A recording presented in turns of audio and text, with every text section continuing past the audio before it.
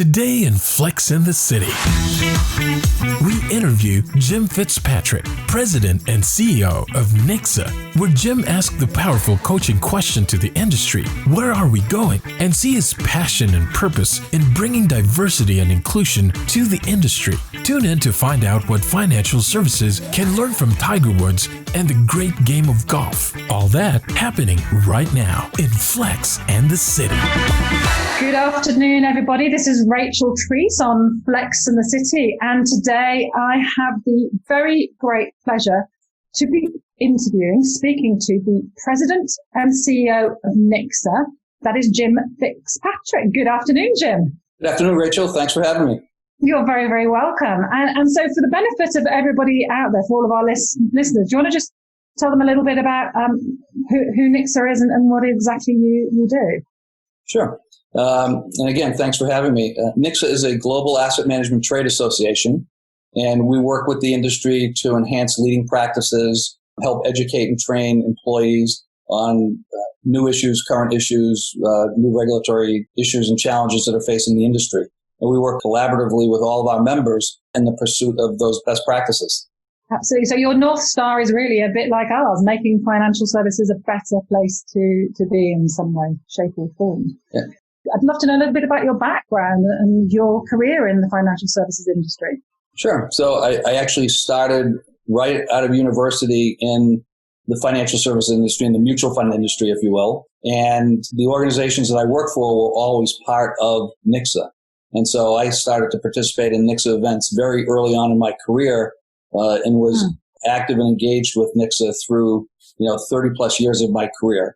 In the latter half, I actually spent 6 years on the board of Nicsa, and I retired a few years ago and was approached about the possibility of coming back and leading the organization as president and CEO. And given my familiarity with the organization and with many of the member firms, I thought it was really a terrific way to stay involved in the industry and in some way give back to the industry in terms of trying to help it continue to grow and mature and evolve over time. And it's been a lot of fun, and I enjoy it every day. Fantastic. So tell me a little bit more. I'm curious. As you know, I'm a coach like you, Jim. What really motivates you? What's your North Star? What's your purpose? Why do you get out of bed and do what you do for Nicsa? Well, I would describe myself as a lifelong learner. And, I've always been intellectually curious about things. And during my career in the industry, I've always described my experiences as really only doing two things. One was either fixing things, or two was building things. And when I retired from the industry, as you referenced, I started an executive coaching practice, and I enjoyed working with a really wide variety of clients in different industries and learning about those. And then, when I had the opportunity to come back to Nicsa and align myself again with the industry that I spent my entire career in, I thought it was quite an interesting opportunity to lead an organization, not from an operations perspective or not from a distribution perspective, but really from a strategic leadership perspective in terms of helping the industry evolve, right, in a number of different fronts. And so I viewed that as a real challenge and opportunity. And like I say, it's been a wonderful experience to date. Fantastic. And if you were putting your executive coaching hat on, Jim, what's the powerful question you'd ask the industry? I'd say, where are we going, right? Especially in this environment, right? We've, 2020, I think will prove to be a year like no other that many of us have experienced in our lives, between COVID, and the social injustice issues, that have come up over the course of the last several months. And it's, how are we gonna deal with those issues and evolve as an industry and as individual organizations? Absolutely. So that leads me on to perhaps asking you a little bit about personally, in your own career, who has inspired you as a leader? So, yeah, that's a great question. And my question might be maybe a little bit unusual. I've had the opportunity to work in a couple of great organizations and been surrounded by and worked with and worked for some people who I would consider to be great leaders, great managers. but there's no one person, that I would really point to that say, that's the person that really inspired me to be who I am or go in the direction that I am. Instead, what I tried to do through my career, and if there are younger professionals, listening to the podcast, this is one of the pieces of advice I would give you if I was mentoring you, right, is to really watch and observe leaders, right, and try to take the skills and attributes that you think are the best from them and incorporate those into your style. And also, as important, to observe the things or the situations where you don't think they handled it quite as well as they should have, right? Or have a skill or trait that you don't think is a positive one, and be aware of that and try to make sure that those don't find their way into your leadership style. And again, I've had the opportunity to work for really two great organizations in my career with great leaders that, I was certainly influenced by and learned a lot from. Absolutely. And I see you very much as a leader, as coach, Jim. But have you learned anything from leaders of the past? Is there a new skill set that's needed by leaders of the future in financial services? Well, I think what I would probably describe myself in the early days of my career as probably being an old school manager, right? Maybe an old school leader. But certainly today, right, we need people that are relatable, right? Mm-hmm. People who are authentic, who people can connect with the organization, the people in the organization. And, I think people need to be very good communicators. And like I say, I think authenticity, we use that now a lot in several different situations. But, I think as a leader of an organization, you really need to be authentic and able to connect with the workforce so that people understand, who you are, right? And more importantly, who they are and that you're all trying to achieve the same objectives for the organization. And if I was to ask, who's the authentic Jim? Who's the really authentic Jim as a leader? What would you say? What are those traits, Jim? I think I'm very transparent. I think I've always been a good communicator, but I'm very much a straight shooter. And, I've believed in feedback my entire career. And, I've always liked and appreciated getting and receiving feedback. And as a manager and leader, I've always tried to give people feedback on a regular basis, right? Which is really why the coaching element really, I really gravitated towards that initially when I first retired. And that, our job as leaders and managers every day is to make people better, right? Every day. It's not something that you do once or twice a year during a review. And I think that, that's something that I try to do both positively and constructively with people on a day-to-day basis. But, I like to have fun.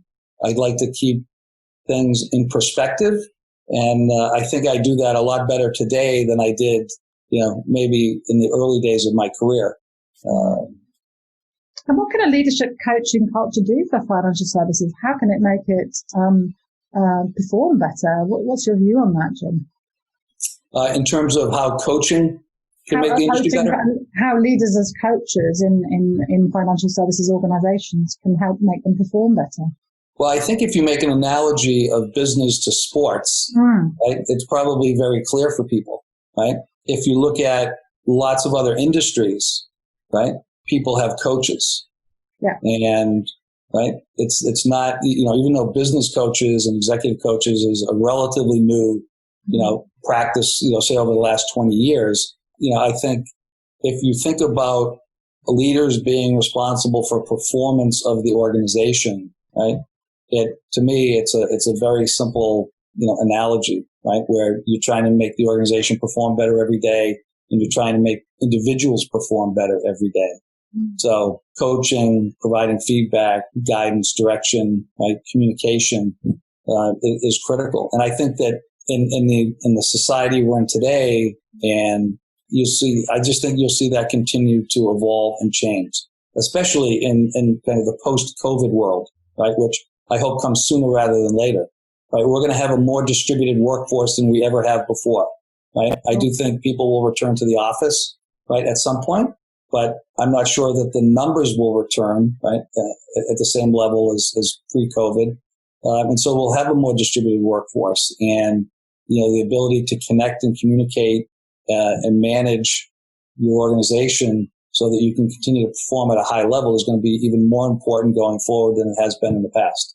Absolutely. Which leads me on when we're talking about performance of organizations and the changing world. I know that's something that's very dear to your heart, James, that you're very passionate about diversity and inclusion for financial services. So why is it so important for financial services? Well, first of all, maybe let me start from a personal perspective. And again, tying back to my lifelong leader learning comment, as I, dealt with a lot of these issues in my career, over the last couple of decades, what's really become important, what allowed me to really think about it in a different light is the fact that, I have 4 children, but 3 are daughters, right? And I certainly wouldn't want my daughters to be restricted in terms of any opportunity that they wanted to pursue, regardless of what industry they went into, right? Just because of their gender, right? And so that certainly gave me reason to think a little bit differently about, or actually start to think about things, because sometimes if it doesn't affect you, you just don't pay attention to it, right? Sure. And so it's more unconscious than a conscious decision not to think about it. And so from a personal standpoint, certainly, having 3 daughters, allows me to think about that in a much different way. But from a diversity standpoint, right? I mean, everybody's read all the reports and surveys about more diverse teams, are more engaging, organizations are more effective, companies are technically more, leads to better employee retention and engagement, right? And so I think those things, as people accept that, right, and realize that you have the benefits of a diverse organization, we'll continue to, pursue those types of opportunities going forward, right? I think many organizations, especially in our industry, right, are global. And, I think you want your workforce to reflect that of your client base, right? And you see organizations working very hard at trying to make that happen, right? And again, I think 2020 will be a year of change and acceleration in that regard. We're seeing that with our diversity project initiative that we launched in October of 2018. As we have more organizations looking to join and get involved in our diversity project initiative. That's fantastic, Jim. And great that Nicsa are doing something to really support that agenda. So what do you think the future of financial services really looks like? What's your vision for financial services? What's your prophecy for financial services? I saw that smile, Jim. I saw that smile. Yeah. I wish I knew, but I do think that the industry is going to fundamentally change in a couple of areas as a result of 2020, right? And again, I think it's an acceleration on the diversity front, right? Because there's been a lot of effort, right, over the course of several years on the diversity and inclusion front, right? And many people would say a lot of discussion, not a lot of action, right? Mm-hmm. But I think you're going to see a lot more action in the years ahead, on the diversity front. And we hope that Nixa is going to be alongside our member firms as a catalyst in making some of those changes happen, right? But I think from a workforce standpoint, right, we're going to see a continued evolution to the reliance on technology, right? Data science, right? So it's the technology implications for our industry are going to continue to grow. I also think that, as I said, I think the workforce composition is going to change as well, right? And I think the remote workforce, the virtual workforce, right, that'll be probably a bigger element of organizations going forward.